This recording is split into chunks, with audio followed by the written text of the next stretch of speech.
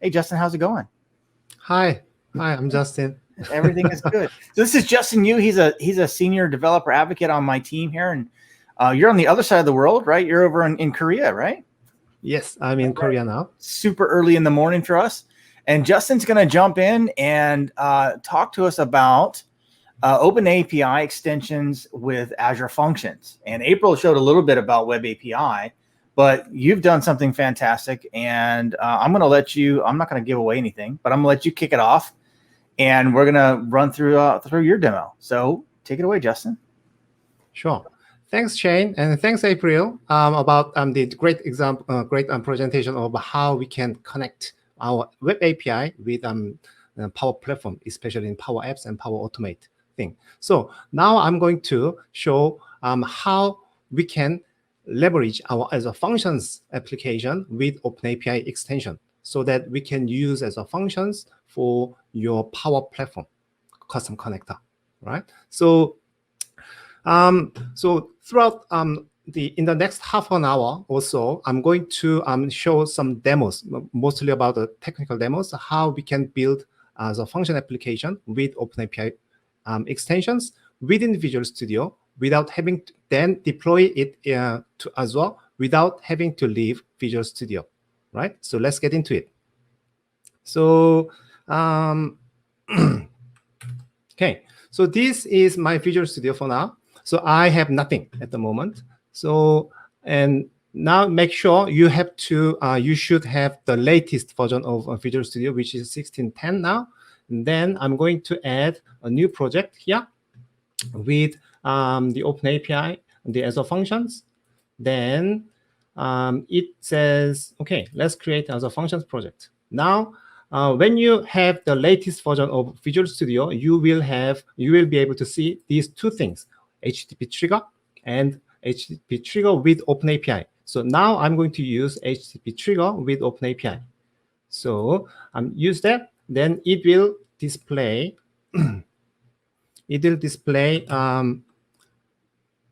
this HTTP trigger. And then what you can see here is, so you will be able to see these new things starting with OpenAPI thing, right? So this is the core of the OpenAPI extension. So that template has already integrated with OpenAPI extension. So you just simply run this. So what it does behind is, I'm going to show the project definition file here. So when you see that, here is the this extension, the Microsoft.Azure.WebJobs.Extensions.OpenAPI. The current version is still in preview, which is 0.7.2, so which is fine now. So yeah, so with this extension, we can definitely easily integrate with the OpenAPI documents and Swagger UI with your Azure Function extension. With your Azure Function application. So yeah, so I talk too much. So I'm going to just build this application on my local machine. So I didn't do anything, just use the existing one. So now it's building. Then there's something interesting you will be able to see here. So as you can see here, I have only one function, which is function 1. But when I run this application, I have these 4 endpoints, starting with render OpenAPI document, render Swagger document, and render Swagger UI. This comes from the OpenAPI extension. So you don't have to write these things by your hand. So it automatically integrated with your as a function application, right? So I'm going to take this URL with Swagger UI, then paste it onto my web browser. Then it shows this extension. So this Swagger UI. So this comes from, so see the function app is running. So this comes from the extension. Then if I run this, try the Swagger UI, then you will be able to run PB. Then you will be able to see a message like that. So hello, run TV, which is the Swagger UI is actually running exactly what we expected from what. So you can imagine how the ASP.NET Core Web API uses Swashbuckle. So this is how we can expect from the Azure Functions application, right? So that's the one, and it's easy. Yeah? And then I want to show another thing here. Currently, we use text plain, right? Plain text, I mean, and we return only string type here. But mostly, we are not just return the plain text, but we are returning the object, which is JSON object basically. So how can we change it? Change this behavior. So we can change this into something more useful. So I'm going to change. Oops. I'm going to change this line into different one, and it says the application its return type is application JSON, and the return type is a response object. But I haven't got that response object yet, so I'm going to create this response object here with this. And here, so I got the response object. Then it contains message. So I'm going to replace this response message with this object. So I change it. I'm going to change this part into this one. So I made some small change with then it returns object instead of a string.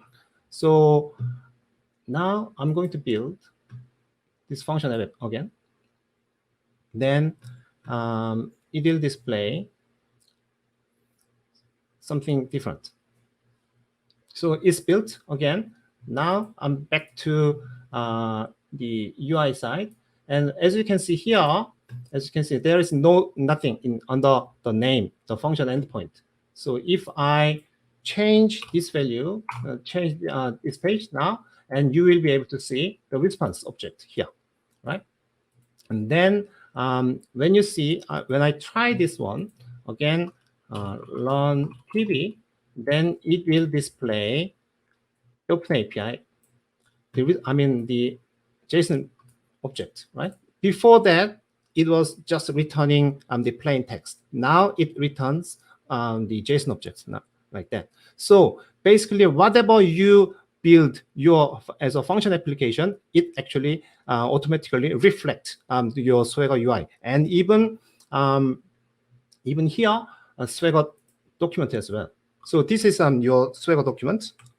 Then I will make it bigger. Then basically, as a default value, it will return Swagger version 2, which is OpenAPI version 2, which is formerly known as Swagger. Now, but if you want to see something different, version 3, you can find it, like use a different OpenAPI endpoint, version 3. Then you will be able to see the version 3. Currently, it renders OpenAPI. It uses OpenAPI, the spec of version 3.0.1, right? So then, if you want to render a different way rather than JSON, then you can change it to YAML file here, right? So either way, if you prefer use YAML, if you prefer to using JSON, yeah, you can.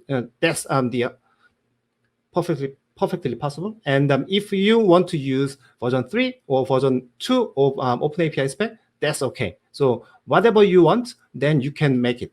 You can render it, and then you can make use of this the rendered OpenAPI document with your custom connector or with your other API management with other thing as well. All right. Now, so let's get back to so that's what we did so far. Right. So yeah, the polls has been there. So the poll question was, have you ever used the Azure Functions extension on your Azure Functions OpenAPI extension before? then 70% have not been used, and 30% they have, which is good. So those 70% have not been using this OpenAPI extension. Please do so. Then you will be able to see the powerful the feature of it enrich your Azure Functions application, right?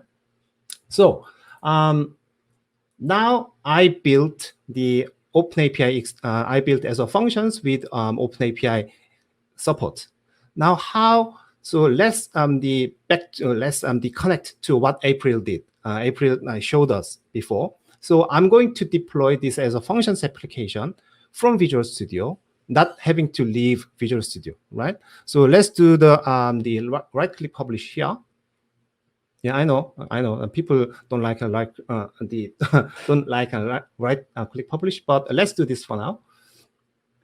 So I'm going to choose Azure. Then I'm going to choose the Windows here. Then there are a bunch of the Azure function app here. So I'm going to use the existing one. You can also create a new function instance here, but I'm going to choose the existing one here. Then as you can see, I can, at the same time, I can integrate these Azure Functions endpoint with API management. Of course, you can also create a new API, the endpoint, new API management instance, or you can use the existing one like this. So I'm going to use the function app here. Then, click finish. Then you will be able to see the publish ready. Then I'm going to click the publish one, right? So it takes some time. It takes some time to get the function app ready. So let's wait a few minutes. Then I'm going back to this project again to show how we can leverage the CI/CD pipeline using the GitHub Actions now. So let's wait a few minutes now, maybe a few minutes or a few seconds. So after that, so before in the meantime, I can show another one. So here, so for now, I use the as a function application with OpenAPI extension. Now this time I'm going to show some sort of the configuration capability of as a function application. What that means is that so I'm back to this one. So here, these values. So can you see these the titles of this document? This title, that's a default value, but you don't within your company, within your organization. I don't think you ever want to use this title. You want to have your specific, the organization specific title you want to use. And also currently, as I said, the default version of the OpenAPI document rendered is version 2, but you want to render OpenAPI version 3 as a default value, right? And also you want to add some contact details and the license details at the bottom, at below of this URL, right? So these kind of things, how can we configure it? So we can actually configure. We are able to configure it, right? So let's add another function. So I have already the function configured here. So I'm going to use function 2 in here. Then it says, oops, what is it? Oh, not this one. So existing, what?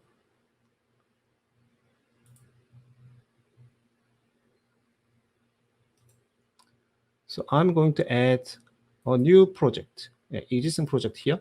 Oops. So I'm going to add existing project here. Then it says, okay, sounds like it's not deployed yet.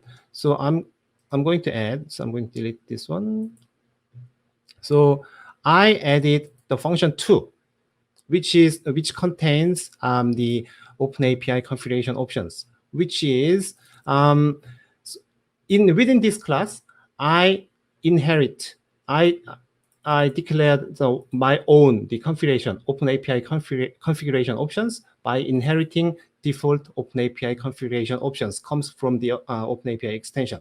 Then by doing so, I can change all the title here and description here and terms of service and contact details here and OpenAPI license here, right? So let's change this value, OpenAPI document as a function. So let's change this one. The value is hello run pb. So I change this value. Also, I also changed the OpenAPI version to version 3, right? So if I change this behavior like that, then you will be able to expect what the Swagger UI, how Swagger UI renders these kind of changes, the changed information. So yeah, so basically the function is deployed. So before that, I'm going to show this one first. So now I'm going to run this the second function app, then see how it's going. So remember that I changed the title and the OpenAPI document here. Oops, OpenAPI document version. So here, then currently the title is that, and there is no the contact details or license information. Also, it has only it's not the OpenAPI version 3. Now, if I change this one, then it says hello run pb, and it says, yeah, okay, this version is OpenAPI version 3. Then you can see those the custom details like contact details or license details and everything, right? So if I click this Swagger document, then as a default value, it renders the version 3 of OpenAPI document, right? So this is what how we can configure this kind of configure the OpenAPI metadata information like this. Okay. Now we have deployed our Azure function application. So let's go back to the Azure, then see how it's going. So yeah, so we have the function app here. Then so as you can see, so function. So remember, I have only one function 1 here. Then the other 4 the endpoints are showing in our local machine like this. Oops, like this, right? But when you deploy this application onto Azure, then those 4 endpoints is encapsulated. So you are not this is hidden from your Azure function application, but it's still working. So it's so we can say this is encapsulated. So when you go to there, then I will click this URL. Then as a function is working, API Swagger UI, then it will display. It will display this OpenAPI extension, right?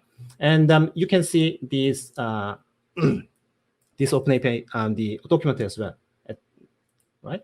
So this is how we can you can see this OpenAPI document and Swagger UI page on your on Azure, and also in here. So let's run this the application here. When you try this out, so see what's happening. Run pb, then you will be seeing like a 401 error because the function endpoint is the authentication level is function. So that means we have to provide some security code here, right? In this case, in this case, we need to get the application app key, API key here to get this one, then authenticate this endpoint. So by doing so, and authorize this endpoint, then try this time.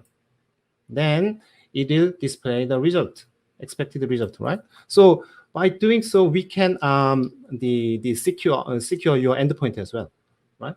Then so this is how we can use the Azure Functions endpoint directly from on the portal. Then let's get back to the API management, because we have already integrated our Azure Functions endpoint into the API management side. So we have the Azure Functions OpenAPI here. Then we have the run get method here, right? It will return the same result, but before that, we need to see some sort of security setting here. So we are using the API key through query parameter. So let's get code, and then put add value here, and I just copied this one. So API key, then it's saved. Now, when we go to the test one, then put in here awesome run TV, then it will display the result. So it's 200, okay, then hello awesome run TV. So which is our API management is perfectly integrated with our Azure functions with OpenAPI extension without any. So I didn't do anything but publish this application from Visual Studio. So it's automatically done for you. And also, as April showed, so we can export the Power Platform, the custom connector, by clicking the export button, or directly from here, create Power Connector, right? So we can use that. So this is how we can leverage our endpoint. Now, let's get back to here. So I showed you how we can use this application. Now, so if I want to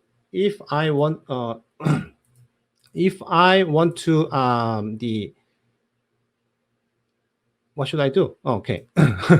Sorry. So I'm going to close this. And if I integrate this application into my GitHub repository, so I'm just run TV ABCD. Okay. So I just use the repository name as run TV ABCD and create and push here. Then so I have my GitHub repository ready. Then I can click the push. Okay. Then I change something here. Where is it? Okay. So if I change something, then make some change and commit at here, then push this time again. Then so my GitHub repository is ready. So what I'm going to try now is that I'm going to create a new one with a different approach. So click this one, then so here this time you will be able to see this document deployment type. This will actually lead you to use GitHub Actions. So I'm going to show that. Here, API management, and here I choose the existing one. Then here, so currently I'm using the zip deploy, right? Now we can change this behavior into different one, GitHub Actions. So I choose the GitHub Actions, then it will automatically create GitHub Actions workflow within your repository. So it creates that. Then when it is created, it automatically create the it adds some secret on your GitHub repository with this the function publish profile and service principal as well. And these are all workflow you are going to see. So I'm going to commit these all the changes on my local, then push it to my GitHub repository. Then, so it is now pushed. So let's go to my GitHub repository. Here, as you can see, I just created GitHub run TV ABCD. Then here, run TV ABCD here. Then you will be able to see the GitHub Actions is actually running. So once you done, once you get all the workflow is done, and you will be able to deploy your function application and API management integration within the GitHub Actions. So now you can leverage it to use the CI/CD capability within Visual Studio, right? So I'm leaving this for now because it takes time. Now let's get back to so what else? Okay, so let's do this one. So let's get back to here.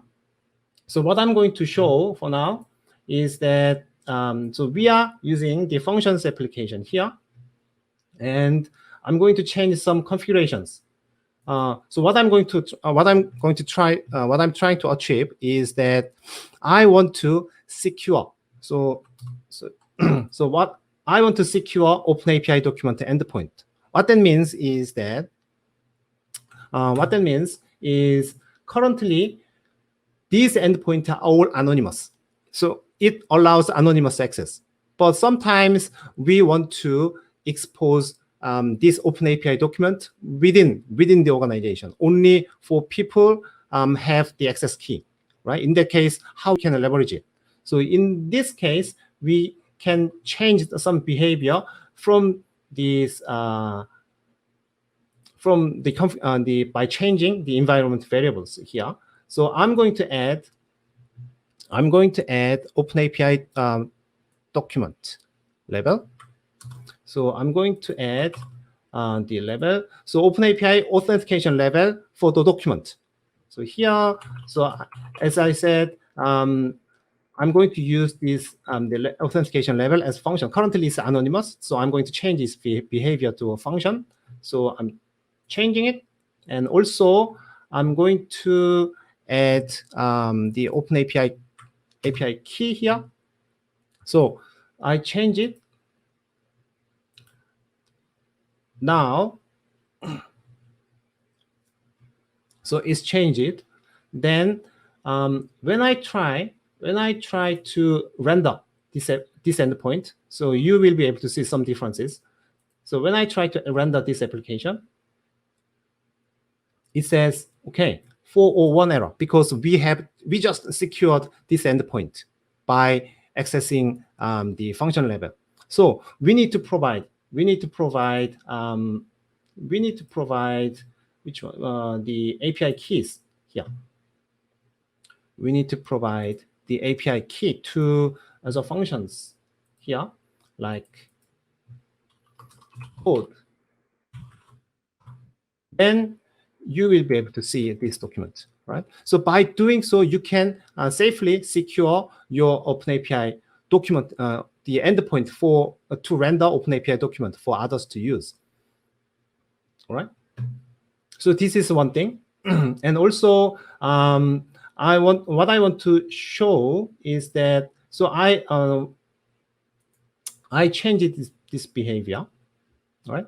So now I'm going to delete this value for now. I'm going to change this value for now. So, oops.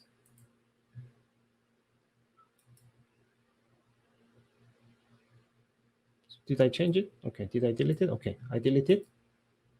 So if I change this value, then you will be able to see. So now without this the access code and oops.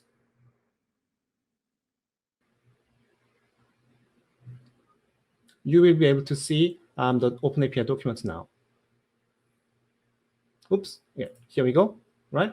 Then what I want to show is that now we have secured our OpenAPI document endpoint. But sometimes for the Swagger UI page itself, when you develop the OpenAPI the Azure Functions application with OpenAPI enabled, then Swagger UI, this page can be only shown on your local machine or some sort of development instance, not for production level, right? So if your Azure Functions application instance is for your production level, sometimes your organization might have a decision to hide Swagger UI from others to access, right? In that case, how can we do it? So we can also set up this configuration within the environment variable as well. So how can we do it? In here, so there is a configuration variable here. So I'm going to add another one.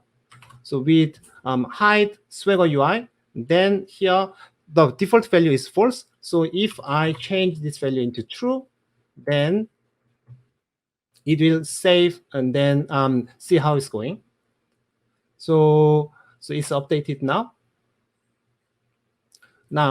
So let's go back to the Swagger UI. Then if I refresh this page and see you will be expected to see something. Oops, this error, because this is 404 error, because I just hid it, right? So you are not able to see this Swagger UI, but you still able to see this Swagger document as well, right? So only you can hide this Swagger UI page. So if I change this value, if I delete this environment variable, then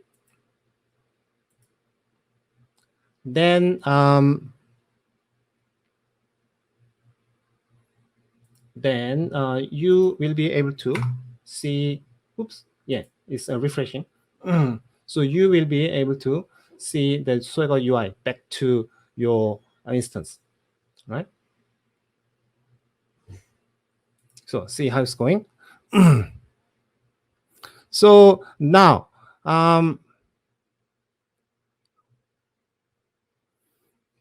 okay. So the last thing I have, so one last thing. So if you want to change some UI customization, what that means is here.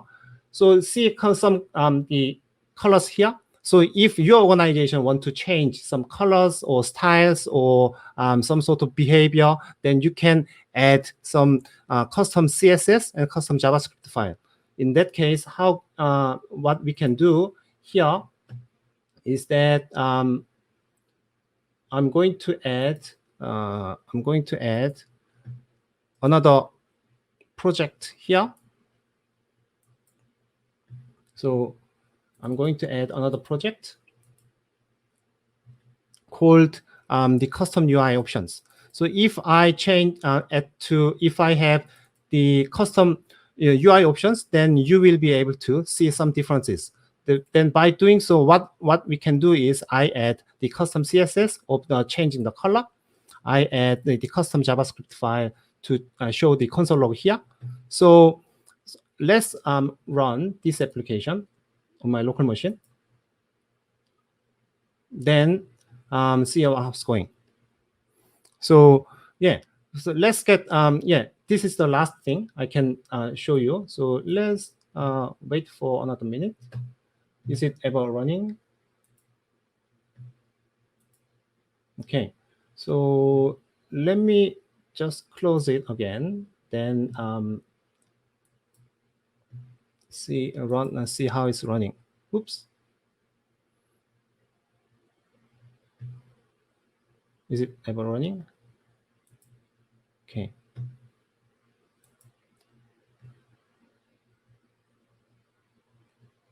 Now it is running.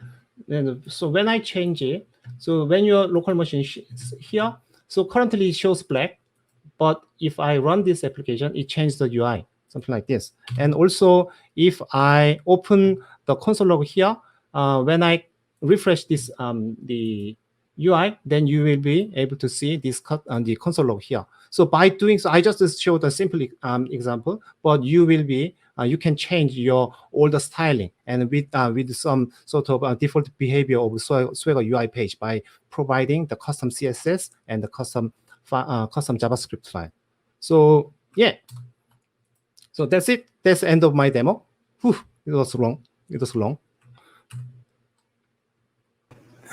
All right, great job. That was a lot. That was a lot to fit in there. And you're at the mercy of Azure as well. So appreciate it, Justin. We're going to bring Justin back with April here in a minute while everybody kind of takes a a 30-second break or so and get a drink, and then we'll do ask the expert. So please throw your questions in the chat, and we'll have a quick round of just question and answer real fast. So Ryan, you got something to throw up for us real quick? Oh, it's a hangman. Quick, can you guess the concept? What we got? I don't know. A lot of pictures, a lot of drawing. Organizations, technology. You spell organization differently. I saw that. That looks like Satya down in the corner. Let me check our chat. Does anybody know what this is? While we're waiting on people to guess, Jay has a question. Do you have a GitHub repo for your examples, for your samples you can share, Justin? Maybe tweet it out. Yes, I can show it. Currently, it's on private now, so I will. Okay, I will make it public. Okay. Right after that. No so now, okay. So now, my screen is not ready, so I'm going to make it public. All right. Now. I don't see anybody throwing any answers. The answer to this one is tech intensity. It's something that Satya talks about a lot. Tech intensity would be the answer there. So, all right. So I think we're good. We're right at time. I think let's go ahead and throw up the next little thing here, and we're gonna go ahead and move into our Ask the Experts after this. This is a kind of 30 panel illustration, and we can make this available online, but this is a visual guide to our Fusion development path. So please visit the AKA link at the bottom to Fusion Dev Path. We have a whole Microsoft Learn path on doing Power Apps with API development, and also connecting using the OpenAPI spec. A lot of what we saw today and a little bit more. So check out that link, and the link is also in the chat. And we will see you in a minute or so, and we'll get everybody up here and go through some of the questions. So if you have questions that we haven't answered, looks like Matt Sokup actually got the answer. I think, Matt, you're cheating a little bit. You answered after I gave the answer. If you have some questions, throw them in the chat, and let's bring April back in if April hasn't run away from us. And oh, look, she's here. I'm still here. She was going to run away here. So great stuff, everyone. I really appreciate you going through all of the demos. I'm still trying to consume a lot. April, what you threw up there with all the things you're doing, and it's amazing on what you can do with no code, right? Just being able to hit the dots and stuff there. I got a couple of questions that are still hanging around, Justin, from your demo that I didn't get a chance to answer. And I don't know the answer to this one, so I'm going to ask you. The template that we put together for adding the OpenAPI spec to the Azure function, I know it's available in Visual Studio. I can't remember if it's in the CLI or not, the Azure Function CLI. And on addition to that, this is a two-parter. How about Visual Studio for Mac? Did we check that? I don't know. Okay. Currently, I'm the Visual Studio 20. What is it? 2022. 2022. Yeah, 2022 is on the way, but Okay. I'm hoping that will be included in there, but I can't answer that for now. Yeah. Okay. So Derek, we'll check on that. Those templates all work on the same templating back end. So we'll make sure that we'll get it all in there. It's in preview right now. So by the time it goes GA towards the end of the year, right around .NET 6 time, we'll be sure that we check all that stuff in there. Interesting question just popped up from Thomas here. In April, I think this one's for you. It says, what is the Microsoft definition of citizen? I don't know if Microsoft has a specific definition. I'll just say what I consider a citizen.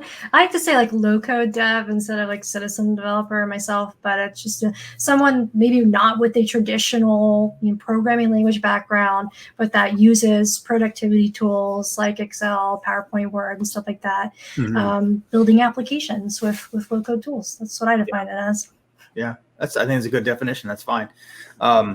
So we talk about citizen developer and pro developer, and this word fusion that has been defined out there is those those two personas coming together to come up with these types of solutions, right? So I think that we're going to start hearing those more. You threw some numbers out there, and I don't want to try and repeat them, but they're in the high percentages of those types of applications that we're going to see in those tech teams coming together to create that solution. One of the things that I used to do a talk a long time ago about exposing your business applications, to the web, right? So when I think about API development, I think about, I have hardened, systems at my business that are, HR backends and all kinds of things that I can't touch. I'm afraid to touch them because they've been there forever, or they're a third-party vendor, or there might have some APIs. And when I think about my API development and writing stuff that sits on top of that and then exposing it so that people can write web applications and stuff like that, I see this as a perfect fit for things like Power Apps. Like, I need a timesheet, or I need whatever for my business. So some kind of vacation application, right? So April, I know you've dealt a lot with customers, and are these the types of solutions that you're seeing? Yeah, definitely. Just that integration with, whether it's, your HR systems and stuff like that for managing time off.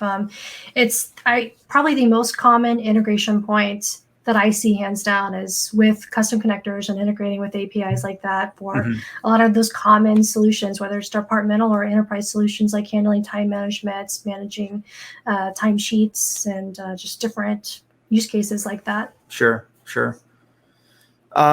Justin, a question came in, and I'll try and pronounce the name. It's Syed, maybe.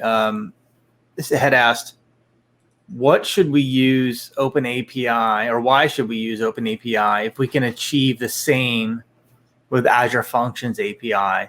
And I'm going to jump in a little bit and maybe try and add some additional information here. I know that we can take an Azure Functions app and import that into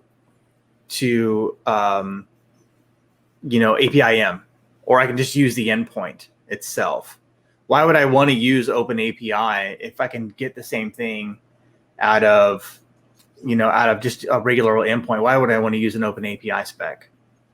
So OpenAPI spec, as far as I can say now, is OpenAPI specification is just the contract definition between the API producer and API consumer. So without the spec, without contract details, say a front-end application developer. So front-end application developer cannot build their application without the API, without API communication. But if you have OpenAPI document, OpenAPI specification for your backend API, even if it's not functioning at all, but then the front-end application developer or Power Apps developer can build their application without having to rely on the backend API. So definitely you can use as a functions API by itself. But if we use OpenAPI, as April mentioned in her session before, so it decouples your actual implementation and the specification so that you can use it.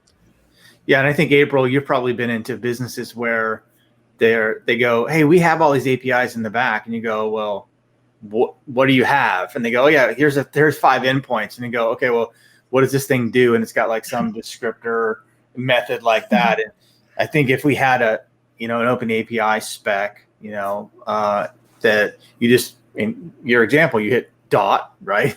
Get products, and like they just have to tell you the methods, and then you can kind of see the data description come back. Like, what I'm dealing with, and I'm really just matching properties, to the boxes and fields and things like that on the actual app. It's a lot easier to deal with that. And I hate to kind of throw an old term out there, but I used to run a team and we did all front page, right? It was all just drag and drop. And, this is like, for me, I'm like, this is cool, right? This is so easy for us to do it, right? So I think it's, when I look at that question, and I think, why use OpenAPI spec? First off, when you use this OpenAPI spec with the tools that are out there, with things like Swagger UI, it gives me a test harness, right? I can just test it right there in the web. I don't have to write a test app that might also break and and hurt my production velocity there. But also just importing an API, web API or function API into APIM, it fills in all the boxes. In April, you kind of went through it fast, right? There's like 4 or 5 tabs up there. If I just say, I want to import an API from something, and it's going to ask you, what's the name? What's the method? What's the type? And you have to type in all that stuff if you don't have an OpenAPI spec, right?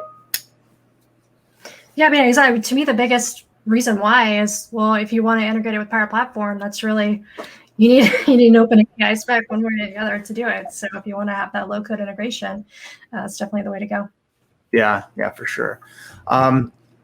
For those who wants to see my demo GitHub repository, then okay. So you will be able to see this GitHub repository. So see that? Yeah. Look at that. Look at you ask and you receive. So there's the GitHub repo. Check out that. All of Justin's awesome code that you can go and check out. And please check out the book the learning path that we put up before as well. And again, keep your questions coming. And yeah, Thomas, you made a good point. It has automatic UI for the experiments or testing. I'm kind of scanning through, looking for some other questions that I may have missed. Scanning. I saw a good one a while back from Andreas that I did want to touch on in case, because I know I glanced over this really fast in mine. But they thought they read something about Azure API Management Connector being available for Microsoft Teams for citizen developers. So I did want to touch on that. That is that Dataverse for Teams, which is giving us the ability to create a Power App inside Microsoft Teams to be used in Teams. And yeah, if you're using Azure API Management, that connector is available in Dataverse for Teams Power Apps for free. So that was that article probably that they were mentioning there, announcing that for free, we can leverage Azure API Management all we want in our Dataverse for Teams Power Apps. Cool. All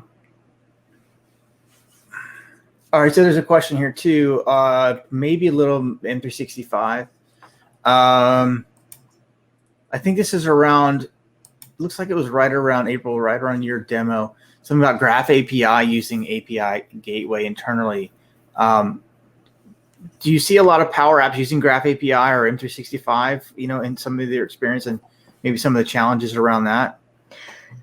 Definitely lots of M365. I believe still the most utilized connector is the SharePoint connector. So that is by far the primary data source that most people are using still for Power Apps-based applications. As far as the graph, I do see a lot of integrations. Now, the thing with that is there's not a native graph connector like with all those connectors we have. So if we do want to connect to the graph, we are having to use like the HTTP trigger or something, or a custom connector, which is why a good use case for a custom connector that we see, creating that to be able to make those graph calls natively in your Power Apps and your Power Automate flows.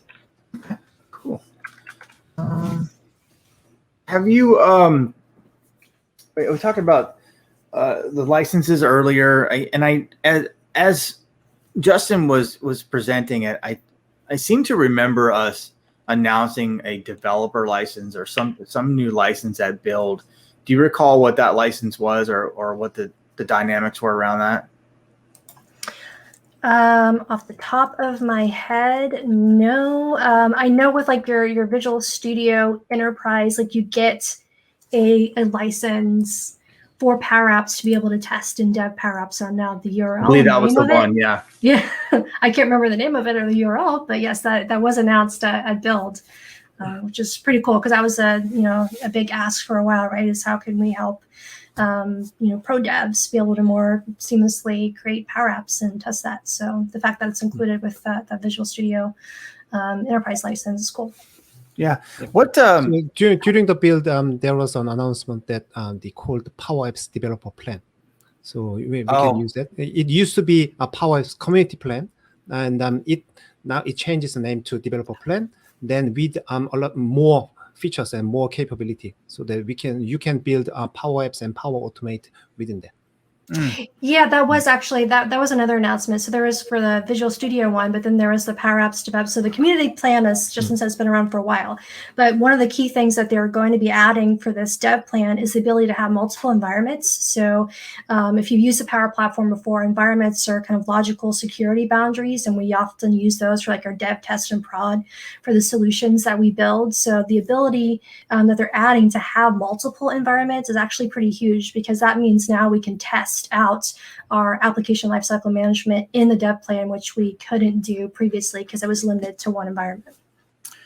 You know, I was thinking about testing, right? So although most developers don't think about testing, I was actually thinking about it. And I know with the Swagger UI, it gives us a good ability to test, you know, the API backends. And I know that using Power App Studio, I can F5 it or hit the play button and kind of test my app and things like that. Are there any good tools for testing Power Apps kind of in mass, like actually running through a bunch of tests to you know, run through a scenario or a flow? Yeah, definitely. That's one of the great things about Power Apps. We have Power Apps Monitor to do like a debugging session, and we can invite and share that with other people to do live real-time collaborative debugging. We also have Test, which is still experimental right now, I believe in preview, but it's basically we can do unit tests for our Power Apps, so that's baked into there. And then when we talk about taking it further with the solutioning mechanism, so if we're building something that might consist of a Canvas application, a model-driven app, and say a Power Automate flow, and you package that into a solution, we have built-in testing for the entire solutions as well to make sure, you know, there's no dependency issues and things like that. Okay, awesome. All right, well, both of you, I appreciate you taking the couple of hours that we've put together here, both demos and great talks. I'm going to go back and kind of rewatch both, at least pieces and parts of them that I think I kind of glazed over a couple of parts there. So I'm going to have our wonderful producer who's helped us out and hung out with us for a couple of hours throw up a couple of Niche's wonderful little doodles here and see if we can guess together what these might be. And folks in the chat, see if you can figure out what this is. Again, we've got some very fast drawings. Again, check out I got to actually squint in. I don't have my nighttime glasses on tonight, so I can't keep up. That's so fast. This is a service. I know what it is. You know, I don't know if you can play along, April, anymore here. So, all right, what if I can use formulas? Oh, I know what this one is now. I don't know. Justin, do you know what it is? I might able to answer that. Can I answer that? No. I almost said power flow, but there's not enough letters. That's something else that's there. Oh, all right. I'm going to wait. In the meantime, yeah, Haley, thank you, Haley, for sharing that plan. So Haley shared the link to the Power Apps dev plan in the chat. So check that out. That's the one we were trying to guess. I should have known Haley was there hanging out for us. All right. Looks like that's Power FX. And Douglas wins. Way to go. You win the virtual high five. Way to go. Ooh, cool. Okay. I think we got one more. All right. It's another service, bigger boxes. We have a Power App. We've got a Web API. This doesn't look right. How can you interface them? Justin, this might be on you, buddy. Problem solved. I just built my own. Yep. I think I know this one too. You think you know? We're not getting any cheat letters. Where's my cheat letters?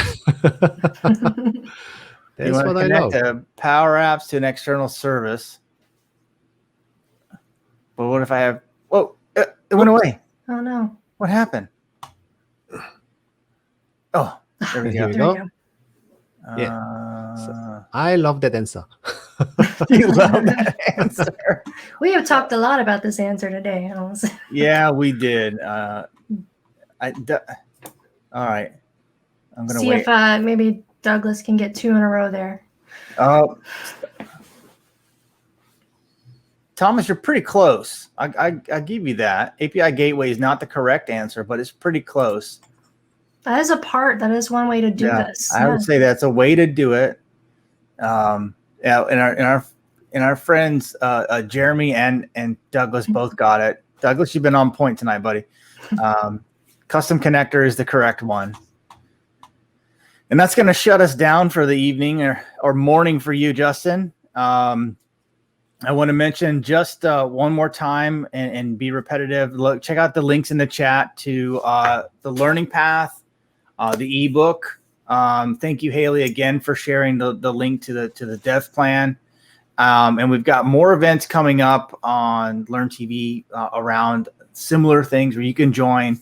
And we hope you can take the time, your morning, evening, afternoon, to hang out with folks like us and other experts in the areas that you're interested in. So, folks, thanks again, April, Justin. Enjoy the rest of your day, evening, and I will see you again on the internet